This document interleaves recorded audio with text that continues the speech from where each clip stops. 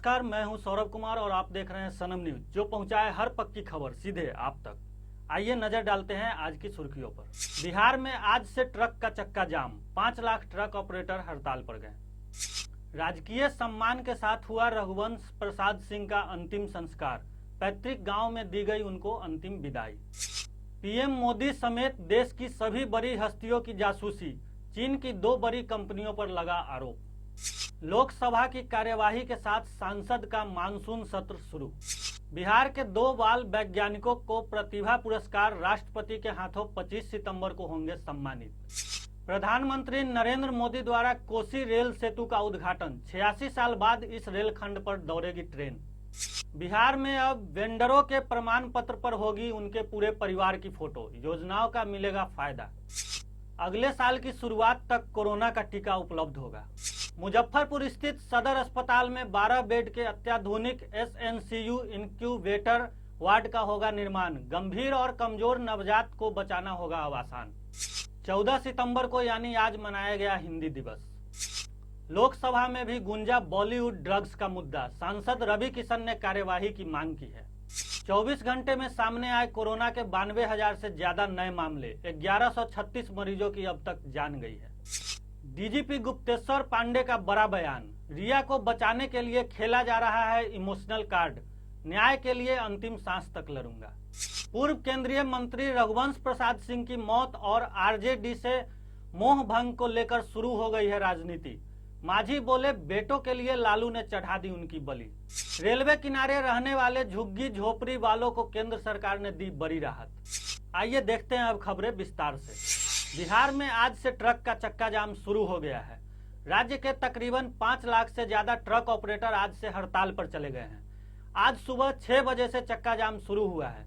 अपनी 21 सूत्री मांगों को लेकर यह हड़ताल शुरू की गई है। बिहार छठ ऑनर्स एसोसिएशन ने इस बात की घोषणा की है कि यह चक्का जाम अनिश्चितकालीन तौर पर किया गया है। हड़ताल के कारण खाद्य उत्पाद, खासतौर पर फल और सब्जियों के सप्लाई पर बड़ा असर पड़ेगा। एसोसिएशन के अध्यक्ष भानु शेखर प्रसाद सिंह और महासचिव राजेश कुमार ने बताया कि राज्य सरकार ने उनकी समस्याओं पर ध्यान नहीं दिया और अंततः उन्हें चक्का जाम करना पड़ा। पूर्व केंद्रीय मंत्री रघुवंश प्रसाद सिंह का पार्थिव शरीर पटना से वैशाली ले जाया गया। सोमवार को सुबह 9:30 बजे पटना स्थित कौटिल्य नगर आवास से उनके पार्थिव शरीर को हाजीपुर लालगंज बाजार होते हुए वैशाली गढ़ लाने का कार्यक्रम निर्धारित किया गया। यहां पार्थिव शरीर को अंतिम दर्शन के लिए रखा गया और फिर वहां से उनके पैतृक आवास वैशाली के पानापुर, फहेमी, शाहपुर के लिए यात्रा शुरू हुई। यहां उन्हें राजकीय सम्मान के साथ अंतिम विदाई दी गई। चीन से हर दिन बिगड़ते रिश्तों के बीच अब एक और बड़ा खुलासा हुआ है। चीन की 2 बड़ी कंपनी ने भारत के प्रधानमंत्री नरेंद्र मोदी समेत लगभग 1300 से ज्यादा बड़ी हस्तियों की जासूसी की है। प्रधानमंत्री मोदी के अलावा कांग्रेस अध्यक्ष सोनिया गांधी, पूर्व प्रधानमंत्री डॉक्टर मनमोहन सिंह और 24 राज्य के मुख्यमंत्री सहित 300 सांसदों और सेना से जुड़े बड़े अधिकारियों की जासूसी लगातार चीन की कंपनियां कर रही थी। चीन ने भारत के खिलाफ लगातार डिजिटल प्लेटफॉर्म पर साजिश रची। कंपनी चीन की कम्युनिस्ट पार्टी के लिए काम करती है। इनका काम दूसरे देश पर नजर रखना है और इसी तहत भारत में भी जासूसी की गई है। कोरोना काल में पहली बार संसद का सत्र शुरू हो गया है। लोकसभा की कार्यवाही के साथ संसद का मानसून सत्र शुरू हुआ है। लोकसभा की कार्यवाही सुबह 9 बजे शुरू हुई और प्रारंभिक संबोधन के बाद स्पीकर ओम बिरला ने पूर्व राष्ट्रपति प्रणब मुखर्जी समेत अन्य दिवंगत नेताओं के निधन पर शोक का प्रस्ताव सदन में रखा, जिस पर लोकसभा में श्रद्धांजलि दी गई। कोरोना काल को देखते हुए सोशल डिस्टेंसिंग का ख्याल रखा गया है। प्रधानमंत्री ने कोरोना वायरस के बावजूद संसद के सत्र में शामिल होने के लिए सांसदों का विशेष आभार जताया है। किलकारी के बच्चे अपनी प्रतिभा से हर बार लोगों को चौंकाते हैं। इस बार 2 बाल वैज्ञानिकों ने राष्ट्रीय स्तर पर बिहार का नाम रोशन किया है। अभिजीत कुमार और अर्पित कुमार को CSIR innovation award for school children मिलने जा रहा है। वैज्ञानिक तथा औद्योगिक अनुसंधान परिषद और ज्ञान और प्रौद्योगिकी मंत्रालय की ओर से हर साल बाल वैज्ञानिकों को प्रोत्साहित करने के लिए प्रतियोगिता कराई जाती है। इसमें देश भर के बच्चे शामिल होते हैं। इस बार की प्रतियोगिता में 10 राज्यों से कुल 11 बच्चे सफल हुए, जिनमें बिहार के अभिजीत और अर्पित शामिल हैं। इन दोनों को multi functional device for quality monitoring and analysis of drinking water के लिए चुना गया है। प्रधानमंत्री नरेंद्र मोदी आगामी 18 सितंबर को नवनिर्मित सरायगढ़ आसनपुर कुपहा कोसी ब्रिज रेलखंड का उद्घाटन करेंगे। महासेतु पर ट्रेन दौड़ने से कोसी व मिथिलांचल की दूरी काफी घट जाएगी। रविवार को ट्रायल के लिए सहरसा से चलकर सुपौल पहुंची डेमू ट्रेन। समस्तीपुर के एएमई सुशांत कुमार के अनुसार वीडियो कॉन्फ्रेंसिंग से ऑनलाइन उद्घाटन कार्यक्रम को लेकर तैयारियां की जा रही है।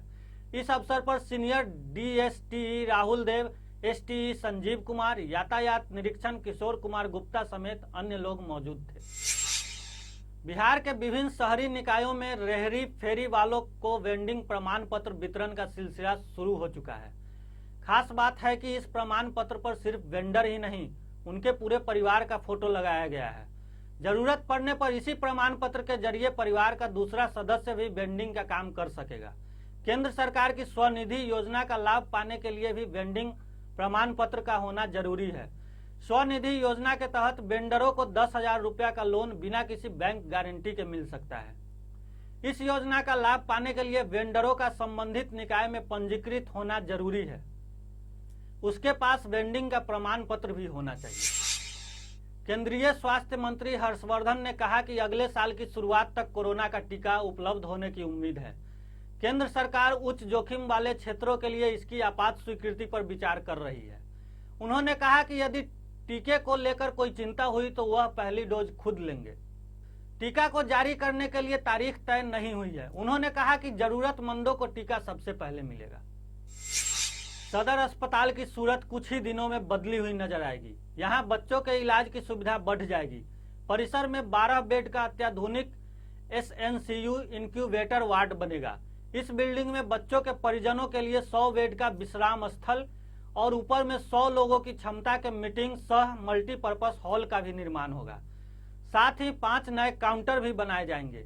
इसका प्रोजेक्ट नीति आयोग ने तैयार किया है और उसी की अनुशंसा पर पीएडीए फंड के तहत 7.5 करोड़ रुपए का आवंटन भी मिल चुका है। अस्पतालों में यह सुविधा मिल जाने से आम लोगों को काफी राहत मिलेगी। हर साल 14 सितंबर को हिंदी दिवस मनाया जाता है। 14 सितंबर 1949 को संविधान सभा में हिंदी को राजभाषा घोषित किया गया था।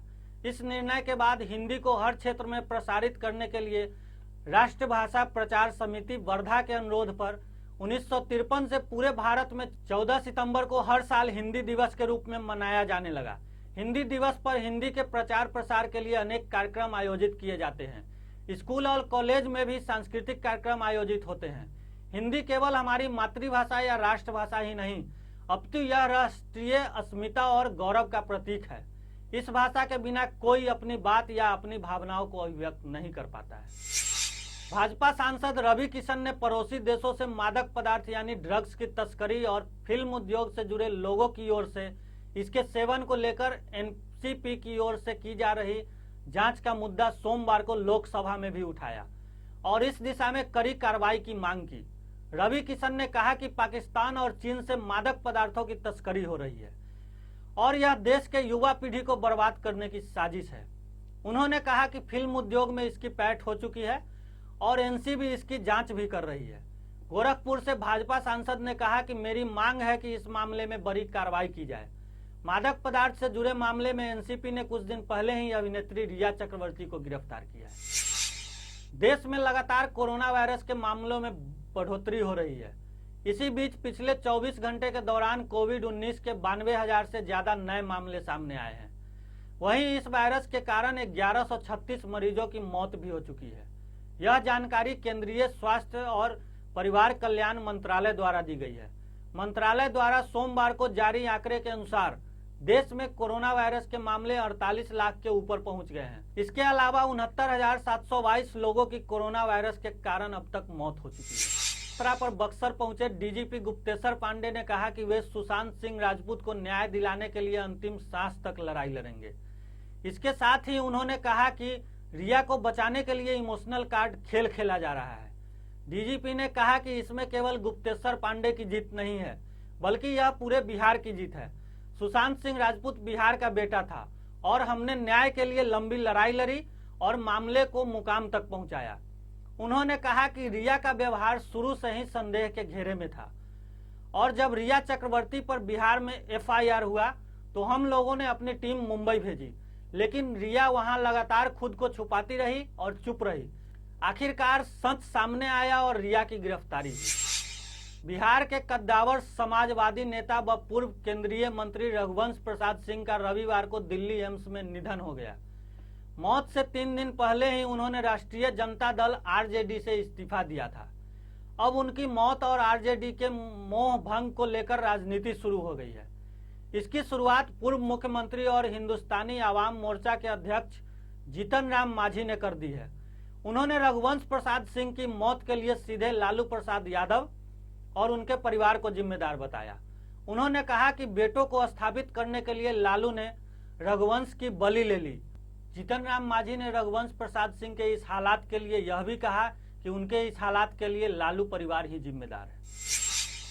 दिल्ली में रेलवे लाइन के किनारे रहने वाले 48,000 झुग्गी वालों को केंद्र सरकार ने बड़ी राहत दी है।